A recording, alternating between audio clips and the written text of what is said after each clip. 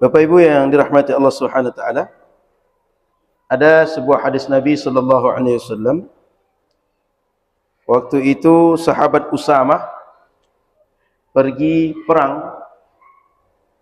Perang itu adalah di Bani Juhainah.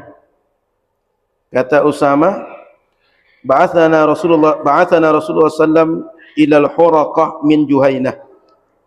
Qala fasabbahna al-qauma fahazamnahum. Jadi sahabat Usamah dan sahabat Nabi yang lain itu menyerang di pagi hari. Sehingga pagi hari itu saya fajar Pak, sebelum subuh. Sehingga menang mereka. Sampai akhirnya ketika mereka perang itu menang. Lalu ada orang yang saat dia sudah mau kalah itu, dia berusaha untuk membaca la ilaha illallah, pasukan yang kalah, di hadapan sahabat Rasulullah sallallahu alaihi wasallam. Lalu itu sahabat Usamah dan seorang orang Ansar tahu. Artinya ada dua orang yang tahu masalah itu. Kata orang Ansar, oh dia sudah baca la ilaha illallah, dia masuk Islam. Sehingga tak perlu lagi dia dibunuh. Karena orang Islam tak boleh dibunuh. Yang boleh dibunuh itu orang kafir dalam perang.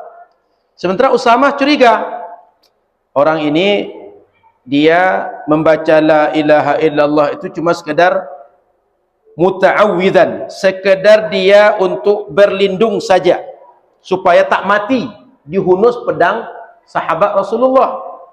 Lalu apa kata Rasul? Begitu kejadian itu sudah selesai, menghadaplah mereka kepada Rasul. Rasul bertanya, aqataltahu ba'dama qala la ilaha illallah? Apakah engkau masih membunuh dia setelah dia baca la ilaha illallah? Apa kata Usamah? Qal fama zala yukarriruha alayya hatta qal qultu ya Rasulullah innama kana muta'awwidzan. Rasul, orang itu baca la ilaha illallah cuma karena dia ingin selamat, bukan karena dia betul-betul masuk Islam. Qal aqataltahu ba'da ma qala la ilaha illallah? Rasul waktu itu tanya berapa kali, mengkonfirmasi. Kok dia sudah baca la ilaha illallah masih juga dibunuh? Rasul konfirmasi. Apakah setelah baca la ilaha illallah masih dibunuh juga? Seakan kata Rasul, ini dah salah. Tak patut engkau lakukan macam ini. Hatta tamannaitu anni lam akun aslamtu qabla dzalikal yaum. Kata sahabat Usamah, saya ketika dikonfirmasi itu berharap kalaulah saya baru masuk Islam di saat itu saja. Sebab orang kalau baru masuk Islam itu dosa-dosa yang berlalu diampuni. Sehingga kalau orang masuk Islam lalu mati, selamat dia. Saya ulang, orang kalau masuk Islam, dosa dia bahkan puluhan tahun sebelumnya, itu seakan habis dengan dia masuk Islam. Poin yang ingin saya sampaikan adalah, ketika itu Rasul bertanya, kenapa engkau masih membunuh dia?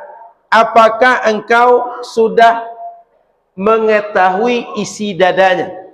Dalam sebagian riwayat, afala syaqaqta qalbah, afala syaqaqta an qalbih. Sebagian mengatakan gitu. Sudahkah engkau belah dadanya sehingga tahu isi hatinya? Kan tadi kata Usamah, orang ini berlindung.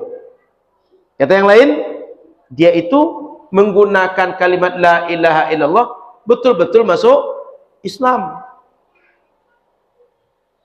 Paham Bapak Ibu masalahnya? Apa yang ingin saya sampaikan? Bapak Ibu yang dirahmati Allah Subhanahu wa taala, apa yang ada di dalam hati seseorang itu orang lain tidak tahu. Sehingga jangan mudah untuk berburuk sangka terhadap orang lain. Jangan mudah menilai orang lain padahal kita tak kenal dia. Jangan mudah menilai orang lain padahal kita tak tahu siapa dia. Jangan pernah mudah menilai orang lain padahal kita tak tahu motif apa yang sedang dilakukan seseorang. Kenapa saya bahas ini? Karena di channel YouTube Nurul Fajar Online itu sangat banyak sekali orang yang menganggap bahwa ketika dibahas tentang isu Wahabi, dianggap orang yang membahas itu orang cari populer, orang cari viewers, betul Ustaz? Cari followers, dianggap orang cari cuan. Padahal Bapak Ibu rahmati Allah Subhanahu wa taala, ketika dibahas oleh para ulama kesesatan, kemungkaran, penyimpangan, itu maksud para ulama membahas itu adalah agar jangan sampai bila ada yang salah, bila ada yang menyimpang, bila ada yang keluar dari rel, itu semua mendiamkan. Sehingga orang awam tak bisa membedakan mana yang benar, mana yang salah. Orang yang berilmu saja, kadang-kadang masalah yang sudah kajian ranah ilmiah, itu bisa terpleset. Apalagi orang awam yang tidak biasa mengkaji ilmiah. Itu saya dapati banyak di komen-komen di video Nurul Fajar online. Maka Bapak Ibu rahmati Allah SWT, kita jangan mudah menuduh orang. Apalagi dianggap orang cari duit gara-gara membahas masalah yang perlu di counter attack di masyarakat. Itu. Contoh, disebut ketika saya membahas lalu orang-orang komen cari duit gara-gara itu. Takut tak dapat duit kalau tak membahas itu. Padahal kalau seandainya mereka tahu, kami 4 tahun mengelola Yayasan Wakaf Umat, besok ulang tahun ke-4. Sejak awal berdiri, tak satu pun kami mengambil gaji. Padahal setiap bulan dana masuk 1,2 M. Setiap bulan, bukan selama ini. Sehingga sampai akhir bulan Mei kemarin, sudah 57,8 M dana yang masuk yang bentuk dana real saja. Tak termasuk barang, tak termasuk bentuk mobil, tak termasuk bentuk tanah. Makanya alhamdulillah tidak pernah kami hutang ke mitra beton, Mbak. Ini boleh tahu Pak Irza, asal kami mencor, itu enggak pernah kami nunggak, enggak pernah hutang. Jadi karena dana masyarakat itu besar. Dari dana yang besar itu, kita sudah ikrar dari awal bahwa kita tidak menjadikan tabung wakaf umat milik kita.